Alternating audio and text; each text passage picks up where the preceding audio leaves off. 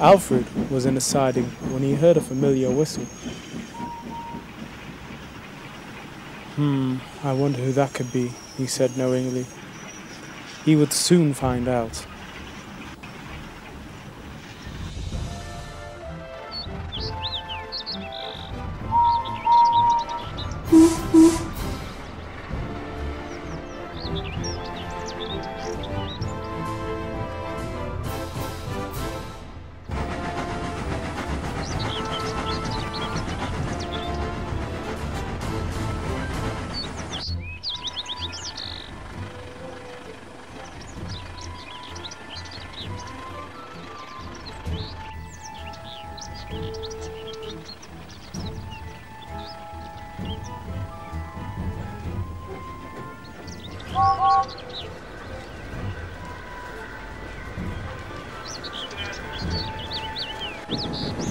Henry and his goods train arrived at Brendan from the other railway.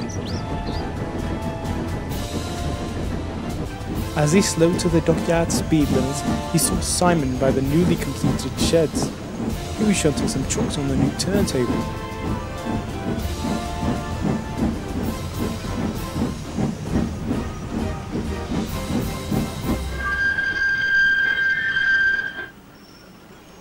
Hello, Henry. Alfred peered into Henry's cab. Where's Wilbert? Hello, Alfred. We dropped him off at Walesworth because he needed to start work as a reverend for the Walesworth church. Anyways, what's Simon doing?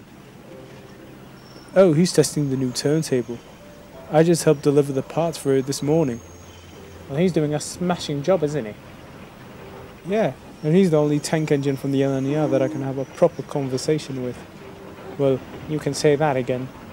Speaking of the LNER, how do you think Gorn's getting along? Well, from what I've heard, he should be back on his wheels after a couple of months. Mind you, he did damage himself by pulling that stupid stunt of his. Hopefully he will learn better next time.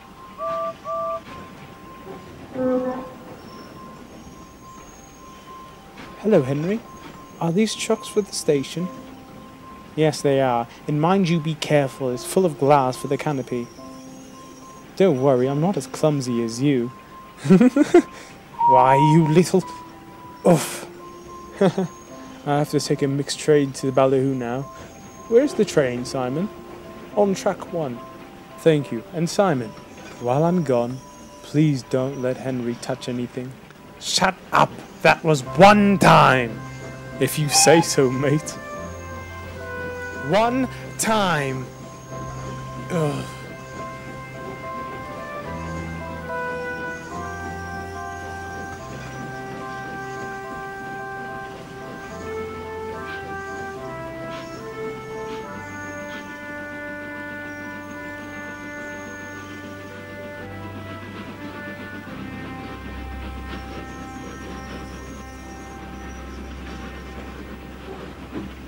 Alfred had to stop just in front of the canopy, not to spoil it. Get in quickly, please.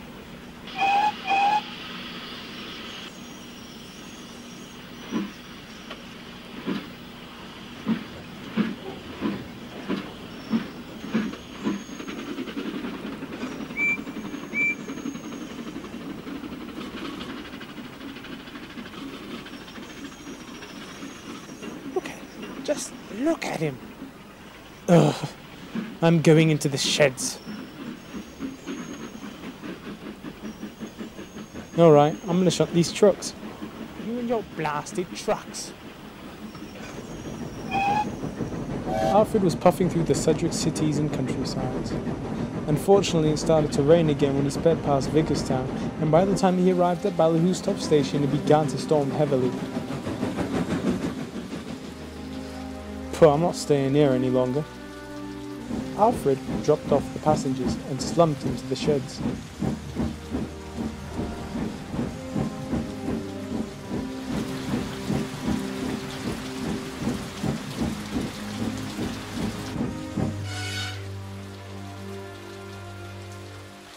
Oh, hello, Alfred. How have you been? I've been better. How are you? I'm grand. Is that a new livery I see? Indeed. Apple green, just like my brothers and sisters. How have the Brendam engines been? They're fine. They have been saying that Edward has been doing a good job on keeping the line in shape. How long has he been in charge? He's been in charge since late September, since Winston left for the naval base. Oh, yeah. Alfred's face darkened. Don't tell me you're still mad at him about what happened. That was ages ago. I can't help it. What he said about me cannot get out of my thoughts. It was the most utter reason why I was sent packing in the damn first place. Well, anyways, I haven't seen him in a couple of months. I'm kind of worried, honestly. I don't want him to end up sunken or exploded. Who really cares, to be honest? I do. Look, all because you dislike someone from the past doesn't mean they deserve to be scrapped. Alfred grunted and went to sleep.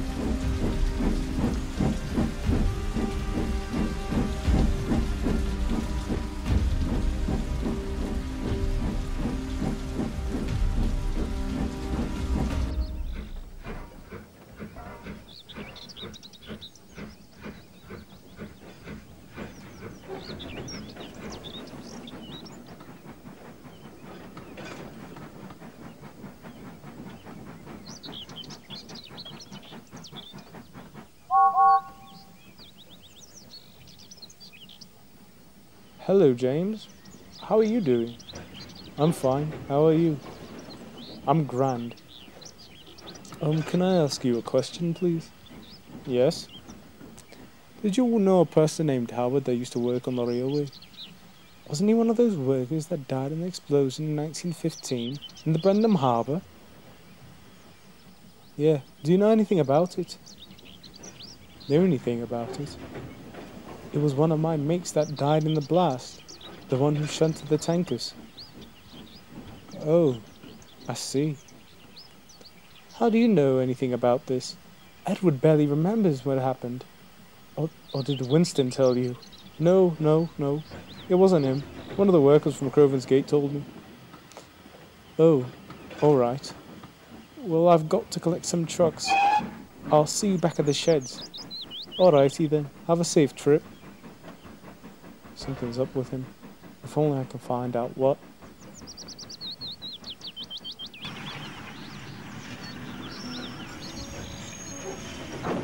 James was helping Lily shunt around the marshalling yards.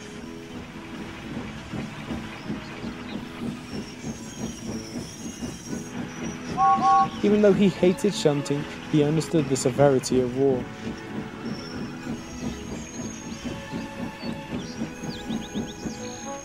But Alfred acting out really was playing on his mind. He decided to talk to Lily about it, since she was older than the railway. So when they were on their break, James sidled up beside Lily. Lily, may I ask you a question? Why certainly, James. What do you need? Clarification. On what? You know as well as I do that Alfred really doesn't like Winston. It's not that Alfred doesn't like Winston. It's the fact that Alfred despises Winston. Why? Winston stole his branch line.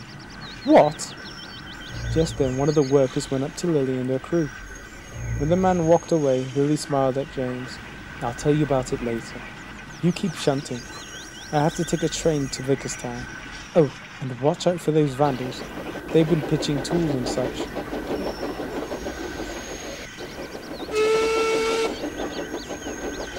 James sighed.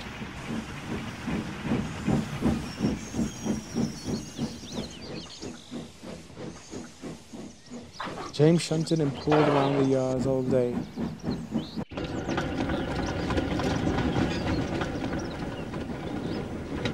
But by the time it was dusk, there was a problem. Jam points? Unfortunately, yes. Vandals, I believe they said. James was cross. Don't worry about it, James.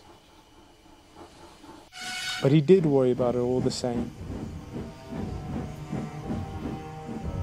He rolled into the sheds thinking about what Lily had said.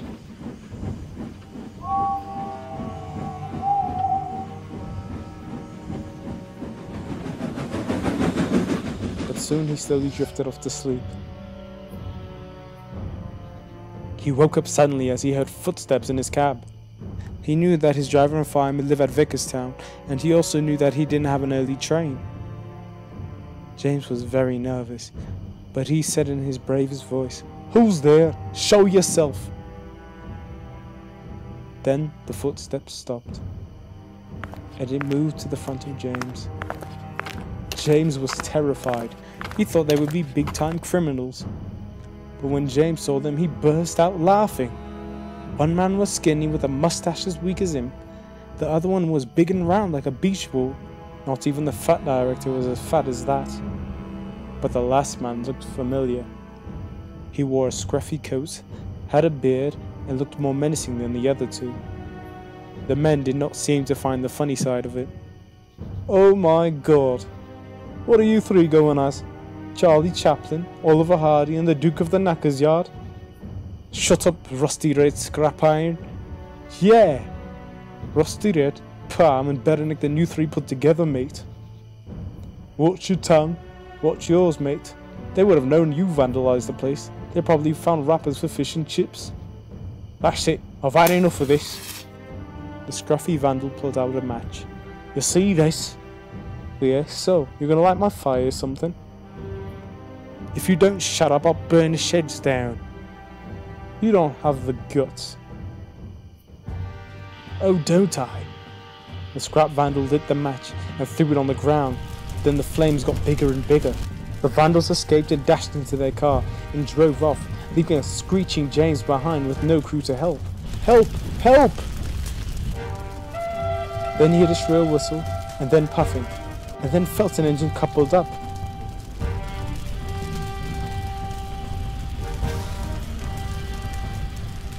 And then he was dragged out of the sheds and left outside.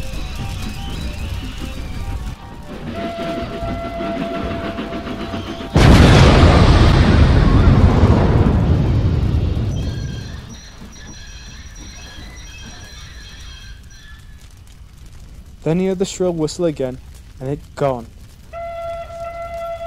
Then it started to rain heavily, which stopped the fire. James was relieved, but shaken up by the whole ordeal.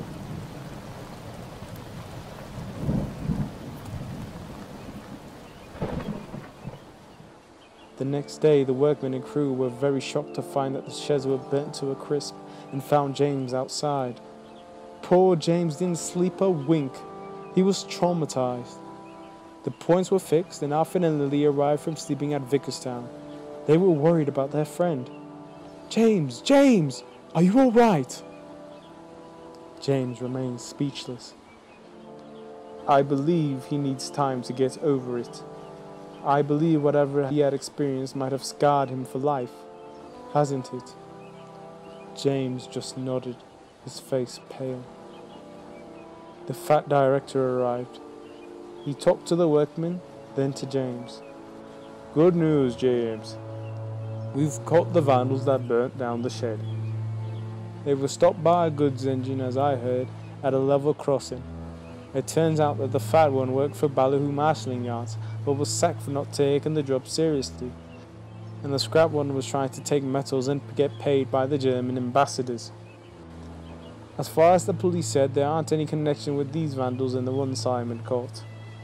They have been charged and thrown into Vicarstown prison for the treason and crimes."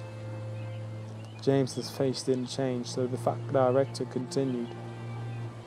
"You'll be sent back to Tidmouth to take the midnight expresses." He paused. "But for the meantime, I want you to relax in the sheds. You've had a long night."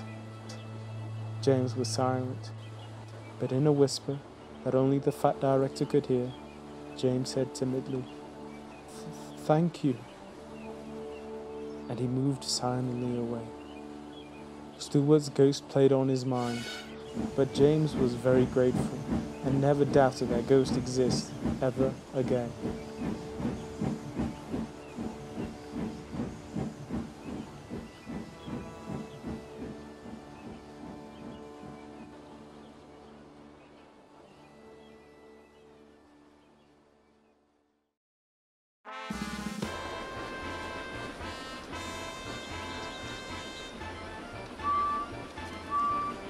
Things were changing on the railway.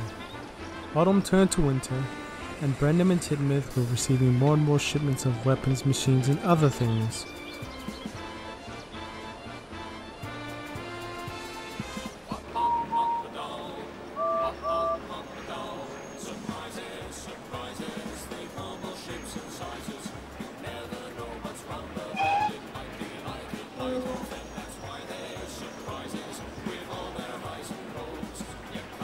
James had been pulling the Midnight Express for a month now.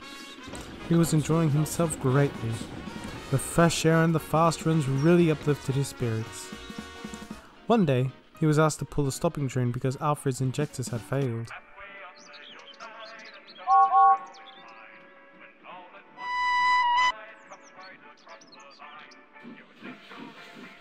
He rolled into Wellsworth and saw Edward in a siding. He looked rather upset. Is there something wrong, Edward? Well, it's just that we didn't get a letter from Winston or a truce since last month. You don't think? Hopefully not, but... Edward trailed off. It wouldn't surprise me. James was nervous, but curious on where his brother was.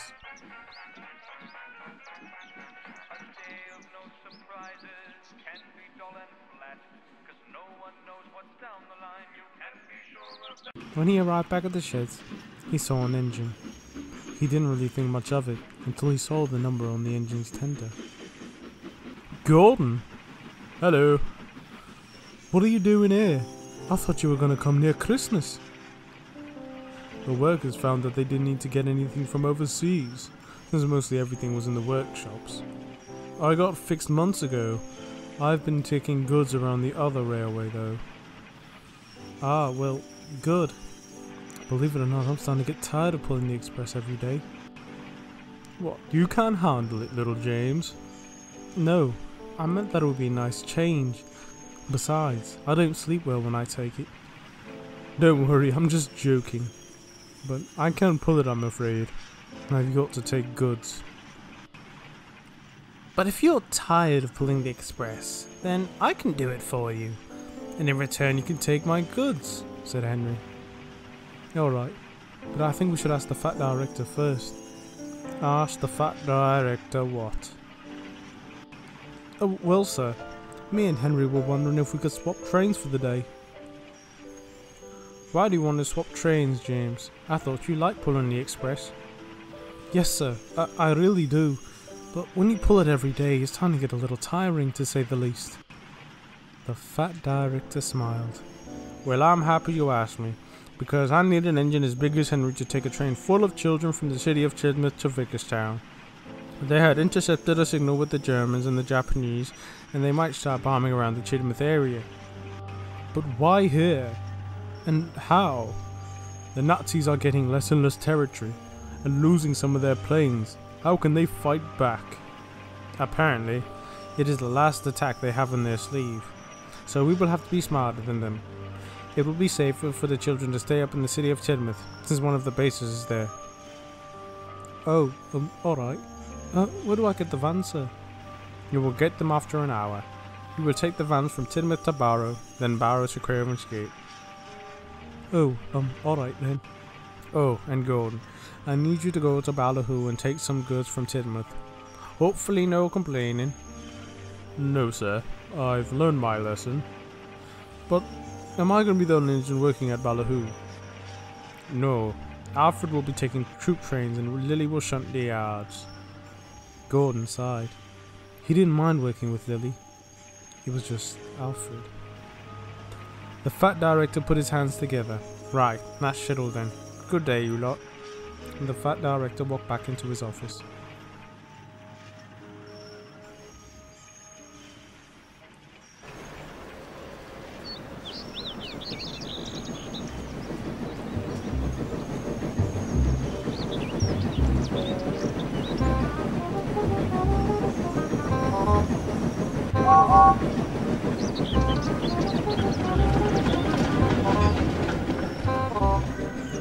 Blast! Henry, do you know what Percy is? The hell am I supposed to know? Probably playing hunt the trucks on Thomas's branch line for all I care. Bother, I don't want to shunt my own trucks. Who said you have to shunt your own trucks? They're at the siding near the goods station. See? Oh, well, thank you, Henry. Oh, yes, and good luck with the express, Henry. I'll know you'll need it. Ah, thank you, Gordon. It's very nice. Wait, what did you just say?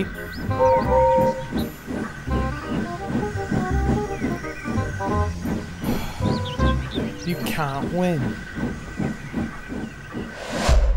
After Henry did his jobs, he went back to the sheds. He was given a new coat of paint and longed for everybody to see it.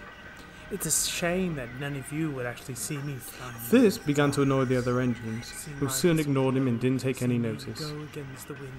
Soon, dusk turned to dark, soon enough.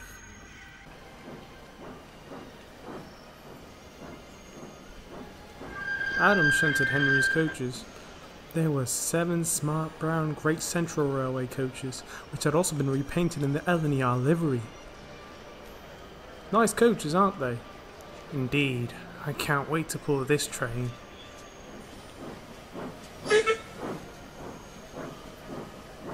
Adam left and Henry coupled up to the train. He was waiting impatiently.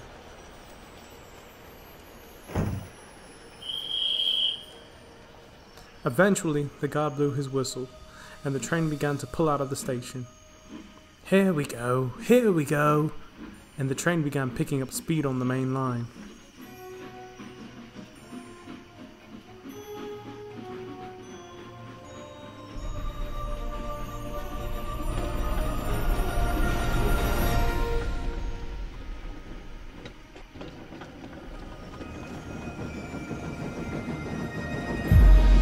Henry thundered along the line and made up for lost time, and puffed away with the coaches and passengers singing their praises to him.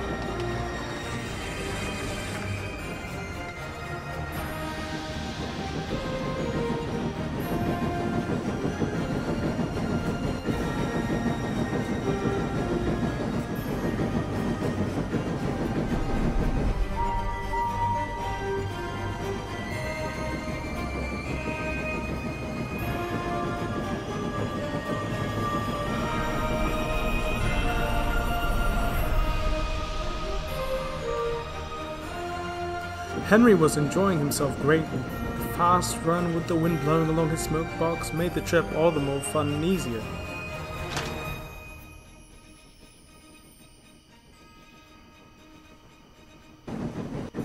What are you doing, you daft engine? There's a red signal up ahead. What? I can't just because you don't know to stop.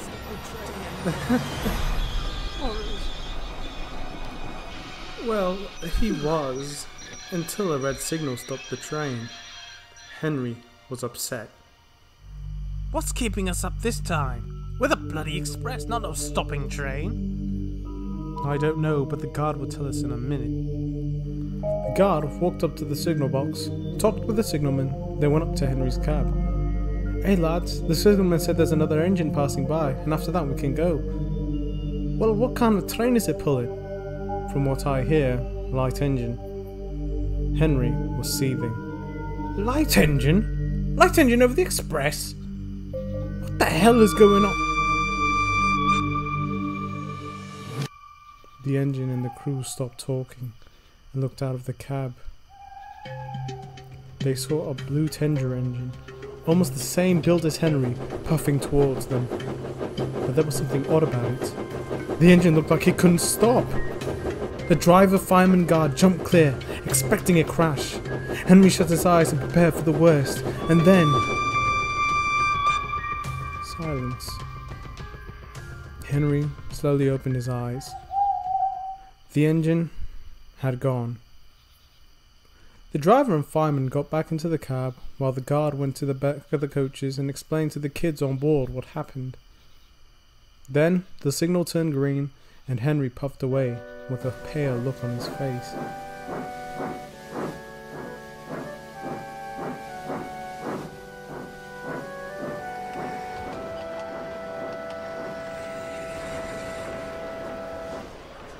Luckily, he made good time and arrived at the station just as the clock struck 12. The children were quickly ushered into the shelters of the canopy and were taken to the bus. Henry backed into the sheds. He didn't know what to say or feel. He shut his eyes tight and hoped it all a dream.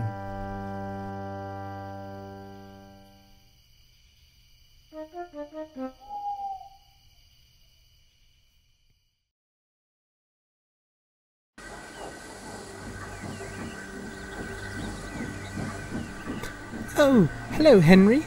How was your night out with the express? Henry didn't say anything. He just puffed into the sheds without a word. What's the matter with him? Probably got stuck in a tunnel or ran into an elephant. And they burst out laughing. Edward was not amused. Please come out, Henry. We are dreadfully worried about you. Well, I am anyways. Can you please tell us the problem? For a minute, nothing happened. Then, Henry slowly moved out of the sheds and stopped just outside. Alright. I'll tell you. But you two promise not to laugh, he said to Gordon and James. Please, nothing as worse as almost colliding with a zoo animal. Now tell us what's wrong. What did you see last night? That's the problem. I don't know if I actually saw it, but I think I saw a ghost. Henry waited for a burst of laughter following his statement, but the engines were listening intently, especially Gordon and James. I thought you didn't believe in ghosts. How else do you think I moved out of the sheds when it caught fire? And how I got fixed so early? So, he said to Edward, do you know what led them to be ghosts? I'm not sure myself, but I think I know someone who does.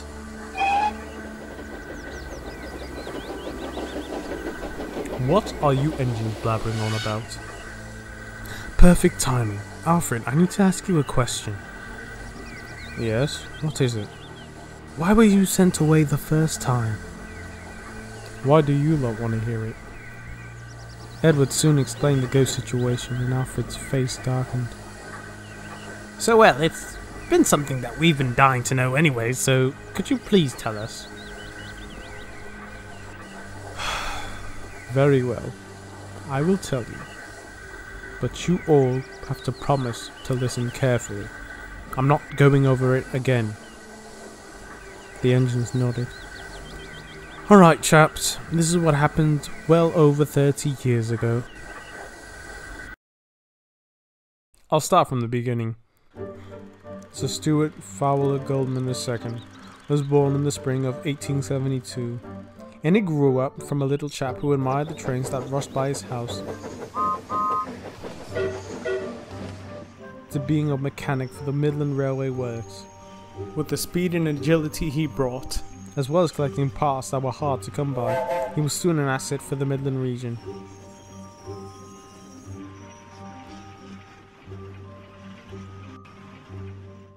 But soon he was caught out by some railwaymen, as they seen him pinch some parts from a rival railway company works.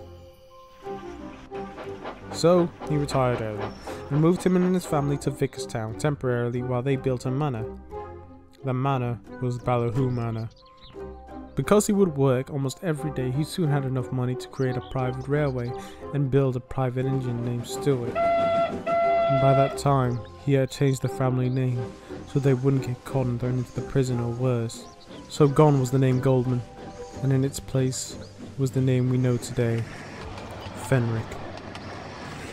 In 1894, his wife gave birth to their one and only son, Howard Nigel Fenric, the man that would one day be looked up to like his father. Fast forward to 1914, the merging of the railway companies emerged. Sodor and Mainland, Wellsworth and Sudbury, and Knapford and Elsbridge railways were now one. The North Western Railway. I was one of the first engines bought with my compatriot H7546, also known as Charles. We thought we were the best in the business. While Charles pulled goods, I pulled the newly named Wild Nor'Wester. Because it was mostly just the two of us running the line, we would boast a lot to the others, as we were the most powerful engines in the sheds. A few days after Edward was bought, the fat director approached me.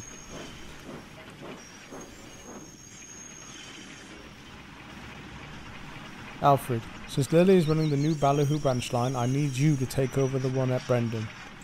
Oh, yes sir. Thank you, sir. Soon I did such a good job that the fat controller let me run the line, and soon it will be known as my branch line. Then, bigger engines arrived. These were temporary engines, of course, but soon Edward began to be used less and less, and soon sat at the back of the sheds. Of course, Charles was younger than me, so he was spiteful to the poor lad. I told Edward one day that he would be out and about with the rest of us, as this was a common occurrence. Sooner or later, war broke out, and things quickly changed. More ammunition came through the dock, and a new tank engine was bought to arrange the yards at Tidmouth. Then Winston was bought to help with collecting trains round Brendan. But as they now heard that the Fenwick Mansion was now a military hospital for injured troops, the fat director chose me to take charge of the Ballahoo run with Winston and Stewart. This, in turn, was a terrible idea, as me and Winston could never get along and spent most of our time arguing for all hours, while Stewart did the work.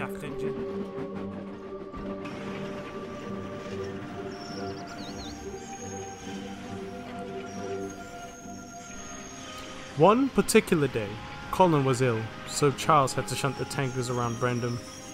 He was not experienced and he bumped the train too roughly, and caused, well, you could guess the rest.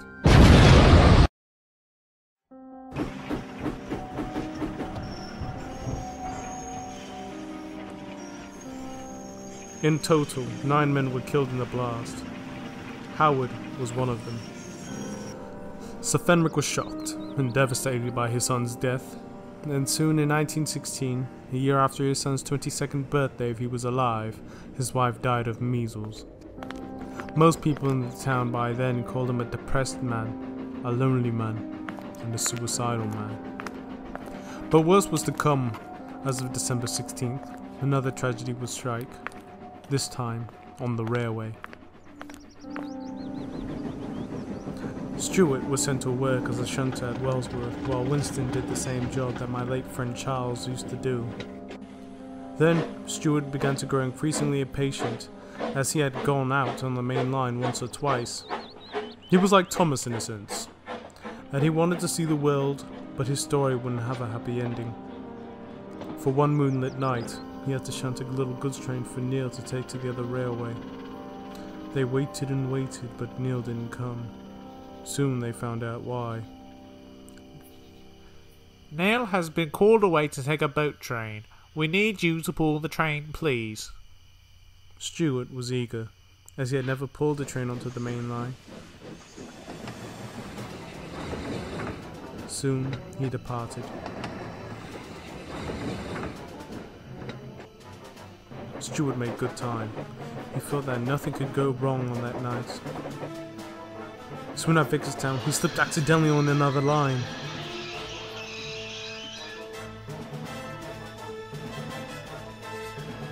Then there was a shrill whistle,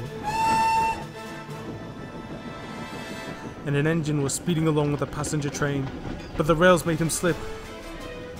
The poor passenger engine couldn't even stop no matter how hard he tried. How hard was the impact? The impact was so great that the rails were severed. It had killed the drivers and firemen of the engines as soon as they collided. Stewart was knocked into a coma, and his body came off the tracks, mangled. Did the passengers survive? Yes, but only a slight few. Out of the 40 people from the carriages, 12 survived. The guards were lucky. But poor Stewart could not awake from his coma, and he was pronounced scrappable on December 17th, 1916. Sir Fenwick sold everything from his house. First his son, then his wife, then his engine. It was like the world was against this one man. This was the last straw, and soon he decided that the thing he loved so much would be the way he ended his life as of January the 3rd, 1917. I was taking heavy parts to Brandon. It was dark and misty. I couldn't even see a thing.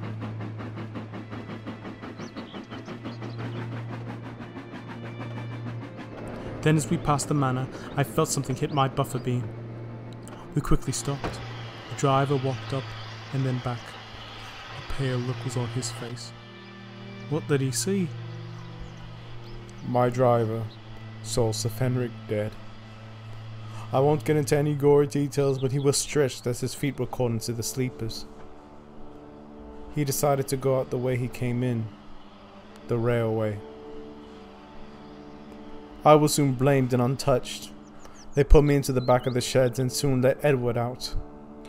Then, in the spring of 1923, the fat director came to speak to me. Unfortunately, the crews don't want to take you out, as they see you as a death engine. Death engine? What do you mean, sir? It means that you have killed a person and end up causing bad luck. But sir, I am not bad luck. You know that. Nevertheless, you cannot be used. You will have to be sent back to the LNER, I'm afraid. The finances are getting low since Henry's little stunt with the tunnel. So you will have to be sold to get more money. I was most upset. And on the last week, I saw the engines in their new liveries. Thomas, Edward, Henry and Gordon were painted in bright blue just like me. But they had the numbers 1, 2, 3, and 4. Which made me think I deserved to be number 1, and Charles deserved to be number 2. We were the first engine, so we deserved the first numbers. After that I turned into a rather vulgar engine, insulting Gordon, saying he was a waste of precious metals, calling Henry a complete failure and disgrace to the LNER heritage, and calling Winston, my replacement, a selfish, greedy engine that I had the displeasure of meeting. Soon I was ready to leave, but Colin stopped next to me. He said that Winston had started the rumours of me being a death engine, which in turn gave my branch line to him. I was sent back to Stratford, where I was quickly repainted from my unique style of blue into this bland, generic green. Green. And, well, that's the story of ballahoo, I guess. In my life. The engine's mouths were agape. Alfred, I never knew. Don't pity me, Edward. The past is the past. Alfred turned to Gordon, Henry and James. I'm sorry for the way I've acted. It was rather immature and... Say no more. We forgive you. We completely understand. Alfred looked at the engines and said, Thank you for understanding. It means a lot to me. This is all very nice and all, but why are these ghosts appearing now? Maybe it's the anniversary or something. I don't think so. They happened on different months. I think they have come to warn us about something. Something big. Like what? An ambush perhaps, but we must keep on our guard. Warnings like this usually have the most significant tragedies. You have no idea.